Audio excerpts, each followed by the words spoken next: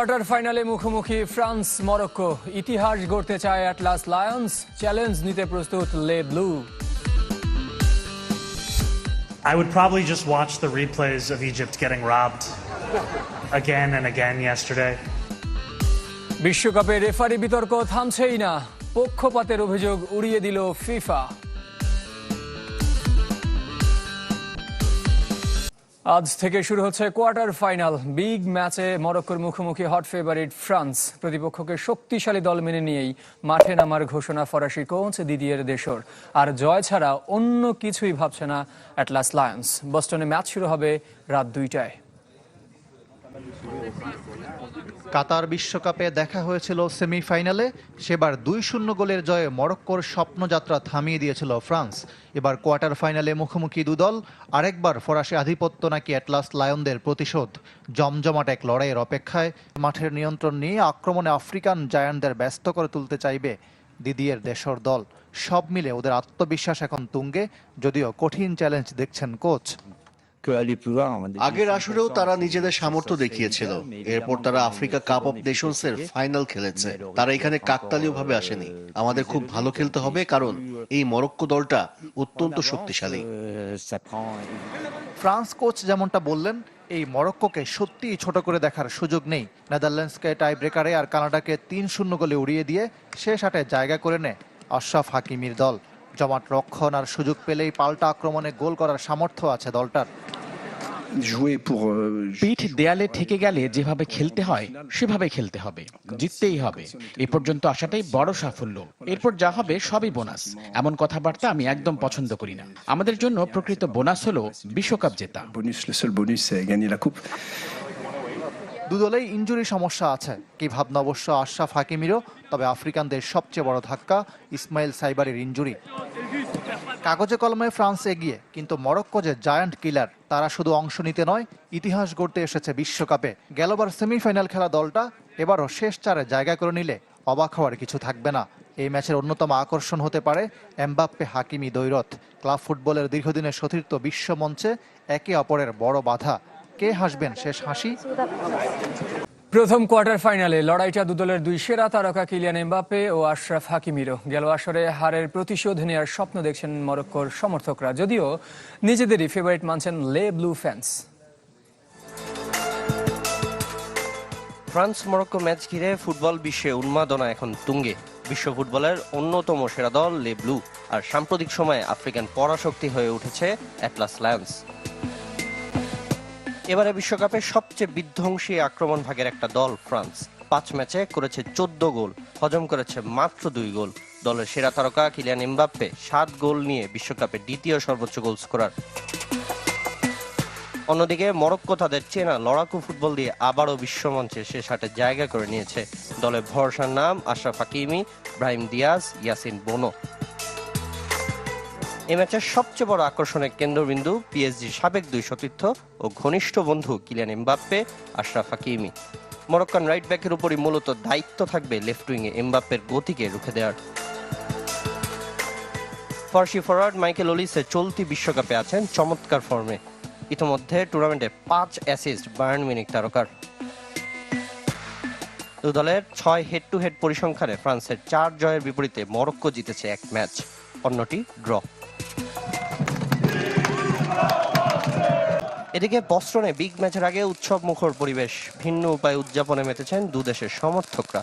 বস্টনের রাস্তা মুখর হয়ে উঠছে ফায়ারওয়ার্কস, ফ্লেয়ার্স আর গানের সুরে।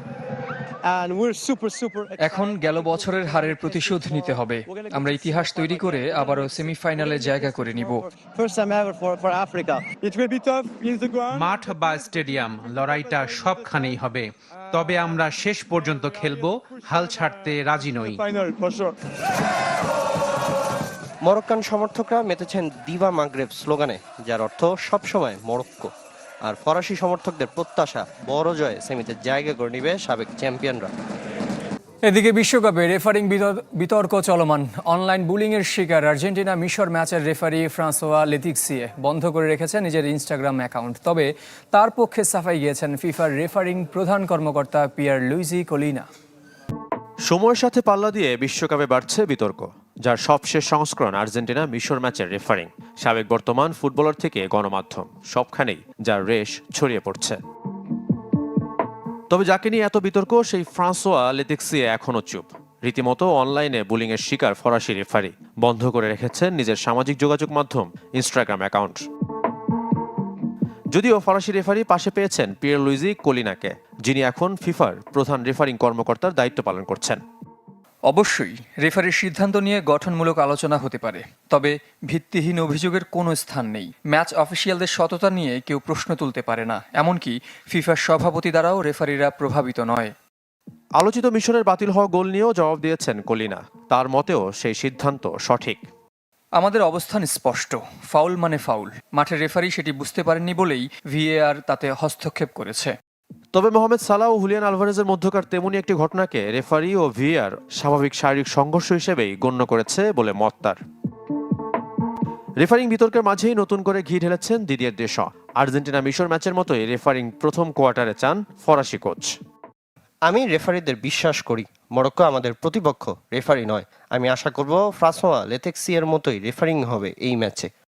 এদিকে চলতি বিতর্কে মুখ খুলেছেন নিউ ইয়র্ক সিটির মেয়র জোহরান মামদানি।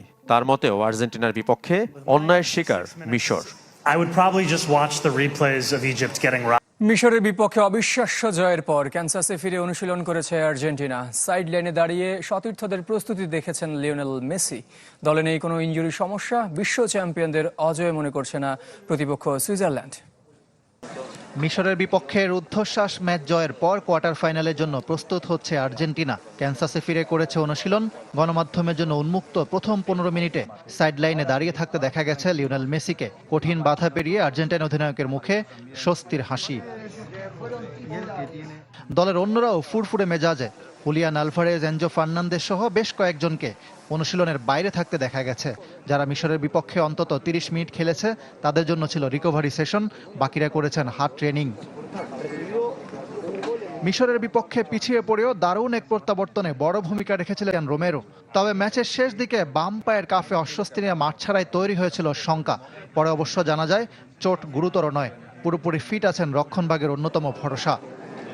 কোয়ার্টার ফাইনালের আগে পুরোপুরি ইনজুরি মুক্ত আলবিসেলেস্তারা সেমিফাইনালের টিকিট কাটতে রোববার সকালে সুইজারল্যান্ডের বিপক্ষে নামবে চ্যাম্পিয়ন আর্জেন্টিনা।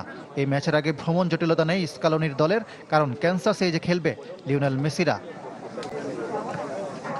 আর্জেন্টিনাকে ভয় নয় বরং হুমকি দিয়ে রেখেছে সুইজারল্যান্ড। 2014 বিশ্বকাপের রাউন্ড অফ 16-এ শেষবার মুখোমুখি হয়েছিল দুদল। অতিরিক্ত সময়ে দি মারিয়ার গোলে জিতেছিল আর্জেন্টিনা। জানাবো জিম্বাবুয়ে বাংলাদেশ ওয়ানডে সিরিজের খবর। দ্বিতীয় ম্যাচে রোডেশিয়ানদের দেয়া 248 রানের টার্গেটে ব্যাট করছে টাইগাররা। সবশেষ সংগ্রহ 3 উইকেটে 130 রান।